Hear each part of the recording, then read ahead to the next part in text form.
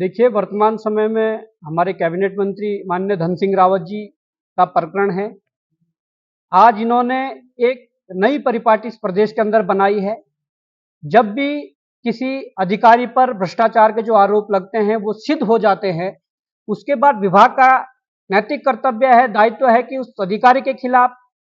कड़ी से कड़ी सजा में उन्हें सजा दें, कार्रवाई कर सजा दें। परंतु यहाँ पर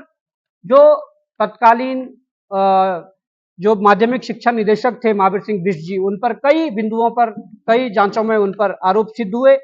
उसके बाद उनका बचाव करते हुए शिक्षा विभाग के तमाम अधिकारी और विभागीय मंत्री श्री धन सिंह रावत जी के द्वारा जिस प्रकार से उन्हें कहा गया कि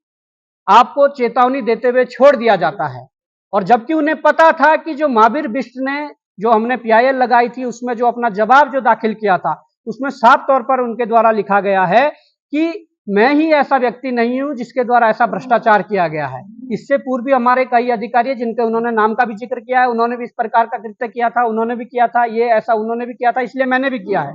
तो मतलब जानबूझ के किसी अधिकारी के द्वारा अगर इस प्रकार का कृत्य किया है तो ये विभाग का और विभागीय मंत्री का नैतिक कर्तव्य था कि उस अधिकारी के खिलाफ कार्रवाई होनी चाहिए थी। परंतु हमारे विभागीय मंत्री ने बड़े ही सरल उसमें उनको चेतावनी देते हुए छोड़ दिया गया है। तो कहीं ना कहीं ये बड़ा दुर्भाग्य है कि इस प्रकार की परिपाटी अगर प्रदेश के अंदर बनेगी तो आने वाले जो अधिकारी होंगे उनके अंदर वो डर और भय का माहौल समाप्त हो जाएगा, वो खुली तौर पर भ्रष्टाचार करेंगे। और मैं चाहता हूं कि मुख्यमंत्री पुष्कर सिंह धामी जी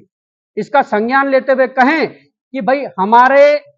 प्रदेश के अंदर अगर आपकी कैबिनेट इस प्रकार के मंत्री हैं तो उनसे जरूर जवाब लिया जाए कि किस नियमावली के तहत, किस नियम के तहत आपने चेतावनी देते हुए उस भ्रष्ट अधिकारी को छोड़ा है जिसपे आरोपों की पुष्टि हो चुकी है। तो मैं यही कहना चाहूंगा, इस पर मुख्यमंत्री को संज्ञान लेना चाहिए, क्योंकि धन सिंह रावत जी सपने तो मुख्यमंत्री बनने के देख रहे हैं, परंतु अगर इस प्रकार की परिपाटी चलाने लग जाएं तो मुझे लगता है कि अगले बार विधायकी जीतना भी मुश्किल हो जाएगा। लेकिन निश्चित रूप से अगर जो हमारे लोग इस प्रदेश के भीतर रह रहे हैं, वो पहाड़ों से लेकर मैदानों तक कहीं भी रह रहे हैं, और उनका जो रोजगार चल रहा है कहीं ना कहीं उसमें अगर रुकावट आती है या इस चीज से कहीं ना कहीं उस पर बजट के द्वारा रोक लग जाती है, तो निश्चित तौर पर आज का युवा या आज का नागरिक जहां पर उसका रोजगार नहीं हो पा रहा है, रोजगार की व्यवस्था नहीं हो पा रही है, तो पलायन तो होगा। और आपने तो ये जो संख्या कही है बहुत बड़ी संख्या है, और वही संख्या केवल उन लोगों की होगी जो उस रोजगार को सृजित करेंगे, पर उस रोजगार में सैकड़ों हजारों और कितने लोग उसमें